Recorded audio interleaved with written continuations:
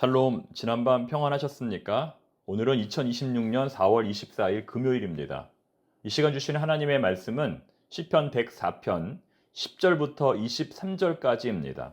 여러분, 창세기 1장에 나오는 창조 순서 기억이 나십니까? 첫째 날 빛과 어둠, 둘째 날 하늘과 바다, 셋째 날 땅과 채소, 넷째 날 태양과 달, 다섯째 날 새와 물고기, 여섯째 날 짐승과 사람. 갑자기 외우라고 하면 당황하여 생각이 안 날 것입니다. 하지만 이렇게 생각하면 좋습니다. 처음에 3일은 공간입니다. 첫째 날 빛, 둘째 날 하늘, 셋째 날 땅. 그 다음에 3일은 그 공간에 채워 넣는 것들입니다. 빛을 채우려면 태양이 필요하고, 하늘을 채우려면 새가 필요하고, 땅을 채우려면 짐승이 필요하겠죠. 이렇게 외우면 좀 더 길고 오래 외울 수 있습니다. 이렇게 창조 순서를 물어본 이유는 오늘 본문의 내용이 이 창조 순서와 깊이 연관되어 있기 때문입니다. 오늘 본문에 나오는 것들은 주로 넷째 날 이후에 창조된 것들입니다. 예를 들면 11절에 나오는 들짐승, 여섯째 날에 창조되었죠. 12절에 나오는 새들, 다섯째 날입니다. 쭉 내려와서 19절에 나오는 해와 달, 넷째 날에 창조된 것들이죠. 이런 식으로 오늘의 본문은 하나님께서 주로 넷째 날 이후에 창조하신 것들을 돌보시는 내용들로 구성되어 있습니다. 먼저 10절부터 18절까지의 말씀을 보겠습니다. 첫 번째로 하나님은 땅에서 솟아나는 샘물로 그들을 돌보십니다. 땅에서 솟아나는 샘물로 그들을 돌보십니다. 본문 10절부터 12절까지의 말씀인데요. 하나님은 골짜기에 샘을 보내셔서 생물들의 목마름을 해결하십니다. 여러분 놀랍지 않습니까? 어제 본문에서 물은 하나님을 대적하는 존재, 혼돈의 원흉으로서 그래서 하나님께 혼꾸녕이 나서 멀리 도망을 쳤습니다. 그런데 오늘의 물은 하나님이 만드신 생명체를 살리는 존재입니다. 즉 하나님이 그 물을 길들이셔서 자신의 도구로 사용하신 겁니다. 여러분 이것이 바로 하나님의 통치입니다.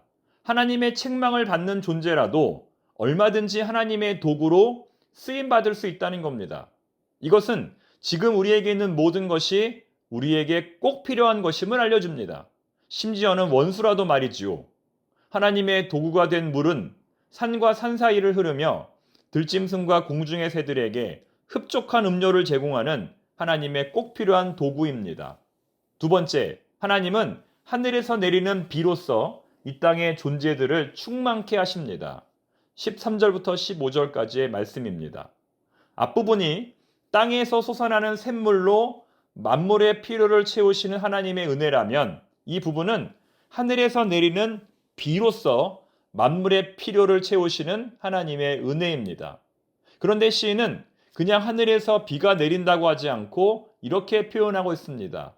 그가 그의 누각에서부터 산에 물을 부어주시니 어디에서부터? 누각에서부터. 누각이란 궁궐을 말합니다. 다시 말해 천상에 있는 하나님의 집을 말하는 것이죠. 전문 건축자이신 하나님은 천상의 수면 위에 천상의 궁전을 지으셨습니다. 어제 본문인 3절에 나오는 내용인데요. 그런데 하나님께서는 그 궁전으로부터 비를 내려주신다는 겁니다. 그러므로 이 비는 은혜의 비입니다. 모든 만물을 풍성케 하는 선물입니다. 왜냐하면 이 비를 맞는 모든 식물들은 풍성한 결실을 맺기 때문입니다.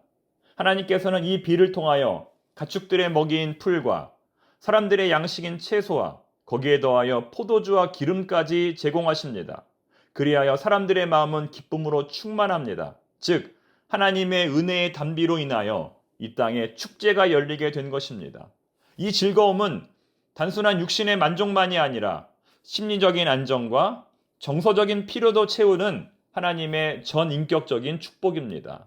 하지만 여기서 끝이 아닙니다. 진정한 축복은 마지막 세 번째에 있습니다. 세 번째 하나님은 가장 안전한 피난처로서 이 땅의 존재들을 돌보십니다. 16절부터 18절까지의 말씀. 여러분, 만약에 우리가 아무리 잘 먹고 행복한 시간을 보냈다 하더라도 돌아갈 집이 없다면 어떻게 될까요? 만약에 아무리 즐거운 여행을 다녀왔다 하더라도 돌아갈 집이 없다면 어떻게 될까요? 진정한 안식을 누릴 수 없을 겁니다. 충분한 물과 충분한 영양분으로 튼튼하게 자라난 나무는 세상에서 가장 훌륭한 건축자재가 됩니다. 그리고 인간과 모든 생명체에게 안전한 피난처를 제공합니다. 튼튼한 바위로 구성된 산은 짐승들을 보호하는 가장 안전한 휴식처가 됩니다. 이렇게 해서 하나님은 이 땅의 모든 존재들을 보존하시며 그들의 필요를 채우십니다. 이제 남은 부분은 19절부터 23절까지입니다. 지금까지의 내용이 공간을 주관하시는 하나님에 관한 내용이었다면 지금부터의 내용은 시간을 주관하시는 하나님에 관한 내용이라고 할 수 있습니다. 먼저 19절 말씀 읽어보겠습니다. 여호와께서 달로 절기를 정하시며 해는 그 지는 때를 알도다. 무슨 말이냐면 달은 계절의 주기를 정하는 도구이고 해는 하루의 주기를 정하는 도구라는 의미입니다. 굉장히 과학적인 내용이 아닐 수 없습니다. 달은 계절의 주기를 정하는 도구이고 해는 하루의 주기를 정하는 도구다.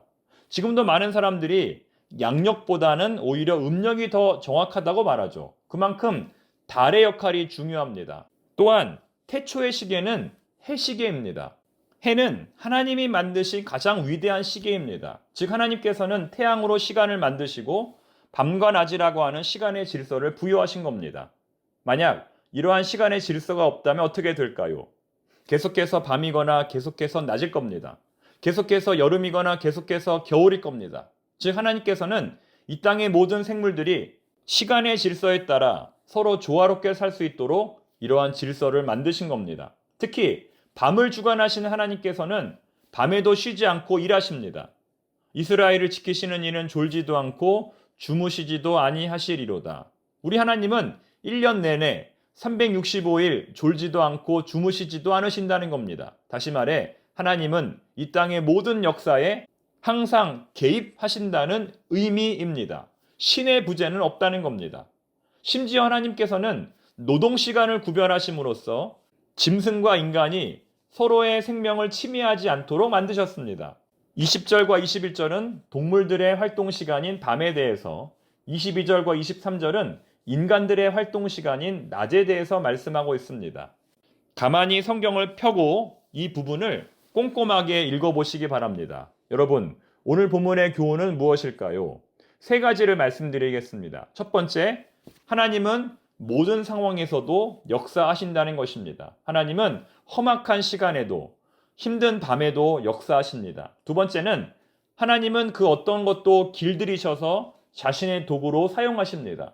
우리에게 있는 모든 것이 다 우리에게 꼭 필요한 존재라는 것입니다. 심지어는 원수도 하나님은 바꾸셔서 자신의 도구로 사용하십니다. 세 번째는 하나님은 이 땅의 모든 것들을, 식물, 동물, 이 모든 것들을 다 채우시고 먹이시는 진정한 창조주시라는 겁니다. 사랑하는 교우 여러분, 오늘도 그런 하나님을 의지하며 믿음으로 승리하시기를 바랍니다. 기도하겠습니다. 하나님 아버지, 4월의 마지막 금요일을 보냅니다. 시간이 빛처럼 빠르게 지나가고 있습니다. 오늘도 저희들과 함께하여 주시옵소서. 믿음으로 승리하는 복된 하루가 되게 하여 주시옵소서. 예수님의 이름으로 기도드립니다. 아멘.